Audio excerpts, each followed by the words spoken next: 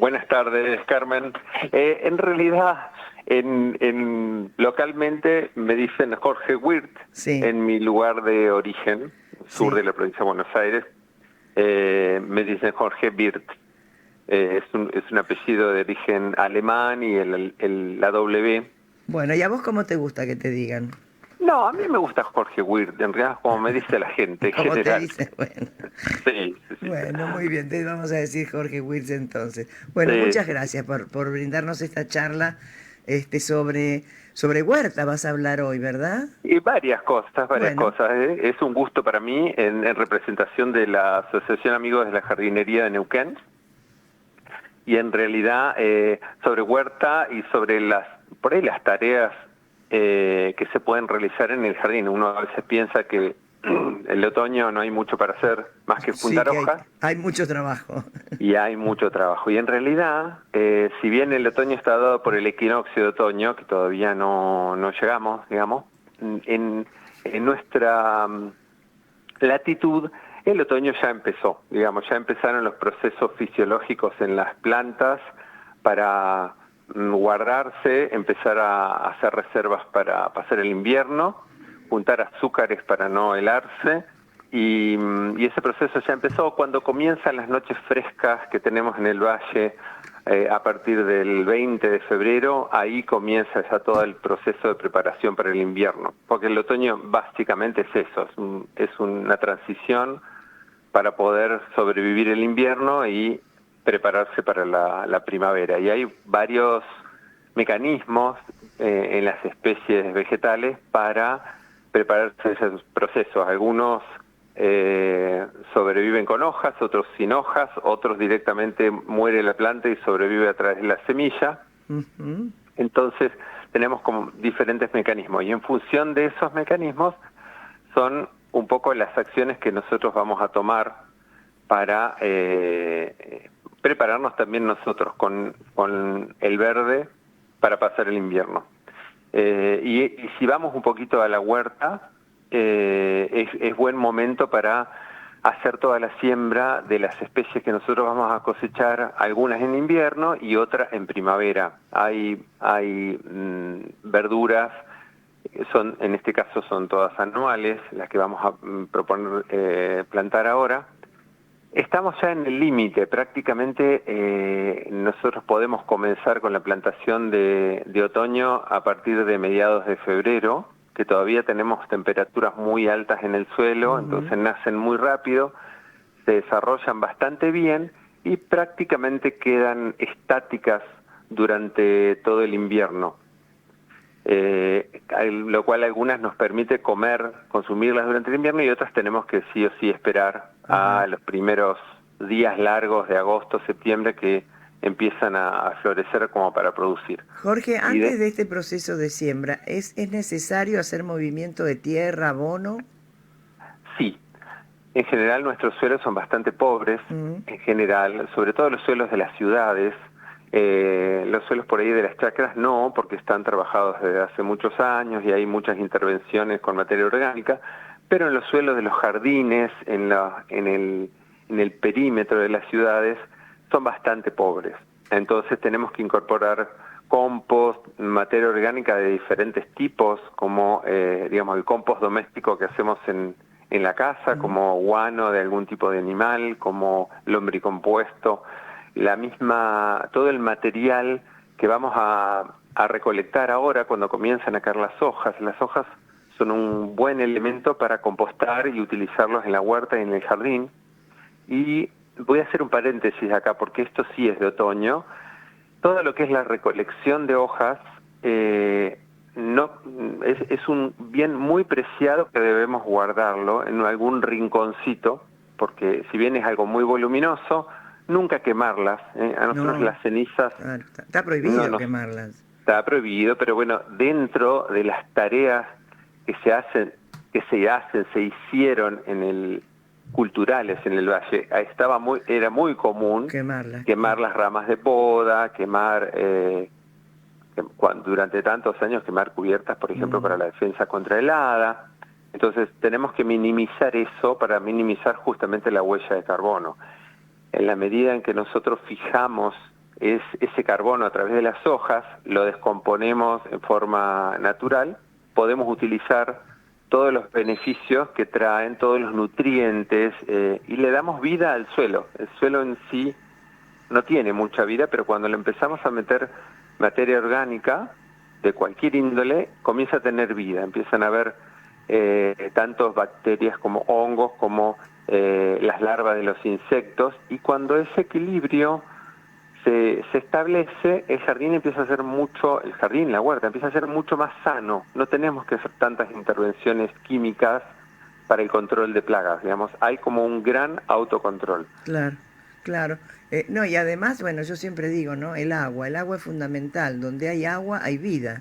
Sí, y la materia orgánica es una gran fuente de conservación de agua. Donde hay materia orgánica, el agua permanece en el suelo. Donde tenemos un suelo desnudo, donde tenemos un suelo con poca organicidad, el agua se evapora rápidamente. Entonces, bueno, aprovechemos de juntar las hojas, de compostarla. En cualquier rinconcito, no hace falta mucho espacio. A veces simplemente metiéndola dentro de una bolsa, se compostan dentro de la misma bolsa con un poco de humedad, se termina de compostar. ¿Y en la misma tierra también? En la misma tierra es lo mejor. Claro. Inclusive cuando tenemos una huerta o tenemos un jardín, nosotros utilizamos las hojas para cubrir el suelo, no dejar el suelo desnudo, de tal manera de que las heladas impactan menos. Nosotros, si miramos un poco los datos de las especies que se helan en nuestra cordillera, que la tenemos tan cercana, y acá en el valle, nosotros tenemos heladas mucho más impactantes en el valle que en la cordillera. Está menos, Sin embargo, menos reparado, claro. Menos reparado y menos protegido el suelo, porque en la cordillera casi todo el bosque tiene mulching, tiene canopia de árboles perennes, tiene hojarasca. Todo eso hace un colchón que es una gran manta que protege el suelo del frío. Entonces el suelo no se congela. Por lo tanto, la vida permanece durante el invierno. Los hongos, que son los grandes descomponedores de la materia orgánica arbórea, con muy baja temperatura funcionan. Entonces nosotros, manteniendo todo el suelo cubierto con una buena capa de mulching, hoy hay mulching que uno puede comprar también, pero en realidad la hoja es un gran mulching.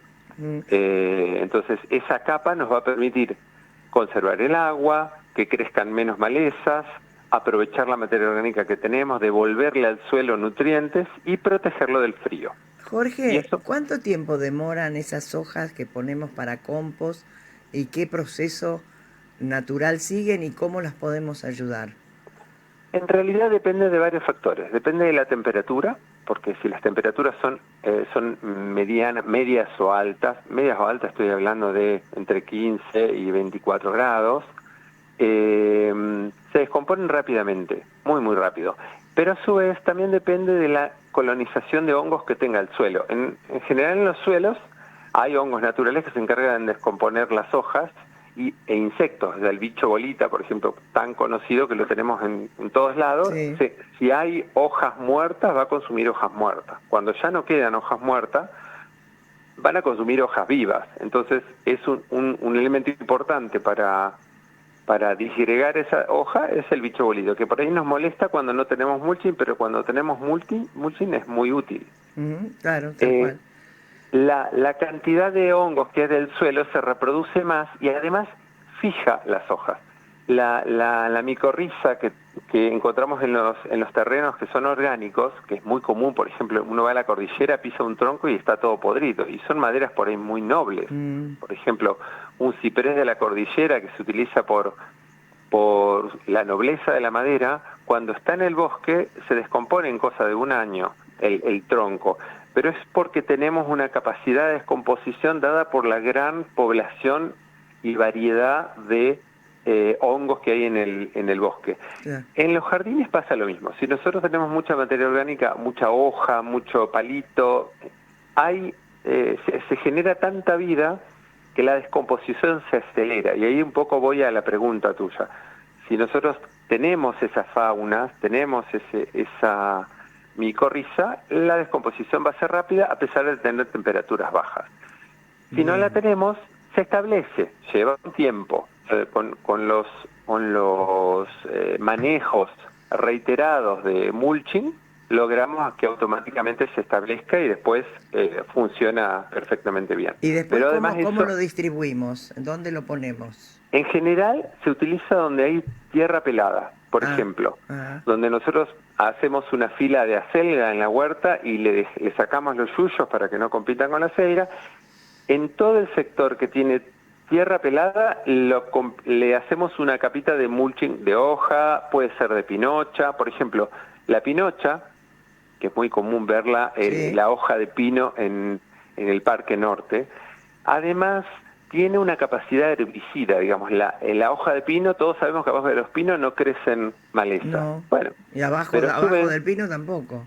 Exactamente, No pero justamente esas hojas nos evitan que crezcan los yuyos. Claro. Pero le incorporan materia orgánica al suelo también, le incorporan un pH un poco más ácido, pero son buenas para el suelo. Bien. Bueno, Jorge, yo lamento apurarte, pero viste cómo es la radio. Nos quedan 2 minutos. Bien. Hemos tenido una charla magistral sobre la preparación del suelo. Sí. Nos vamos a tener que dedicar otra charla para seguir con las especies, pero vamos a hacer un listado, si a vos te parece, de las especies que se pueden plantar ahora o sembrar ahora en otoño para huerta. Y después en otra charla hablamos de jardines, ¿te parece? Bien, me parece bárbaro.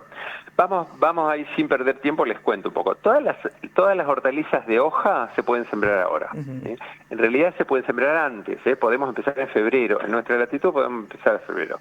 Acelgas, lechugas, las coles, brócoli, coliflor, repollo, kale, rúcula, berro. El berro que estaba tan distribuido en los canales. En los canales, digamos, hay que reflotarlo, agarrar un recipiente con agua en el jardín y poner una ramita de berro y tenés berro. Y con lo rico que es, riquísimo. Con lo rico y lo saludable que Mira. es. Después en legumbres tenemos las habas y las arvejas, que son de esta época también, que en realidad van a producir a partir de septiembre, o sea, desarrollan ahora, florecen fin de invierno y para primavera tenemos habas y tenemos arvejas. Y otras especies que son para sembrar en esta época son las zanahorias, las remolachas.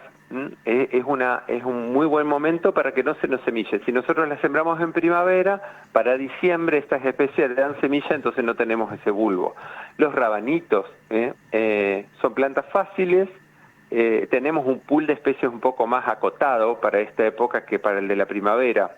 Pero bueno, hay que aprovecharlas, Buenísimo. También vamos a hablar en la próxima sobre el césped que se puede sembrar y resembrar, ¿no? Sí. Ahora en esta época de muy buen momento para hacer las resiembras del césped. Yo les recomiendo, y le paso un chivo ya, que sigan a la Asociación de Amigos de la Jardinería, tanto por Facebook o por Instagram. Ahí van a tener información de las charlas que se dan, de los cursos, y también los invitamos a quien se quiera acercar a participar. Es un ambiente muy agradable, van a aprender mucho y es un predio muy lindo como para poder practicar hacer también, claro. Sí, claro para practicar. Bien, Jorge, un millón de gracias por esta charla clarísima, didáctica, muy agradable, así que volveremos a escucharnos en breve.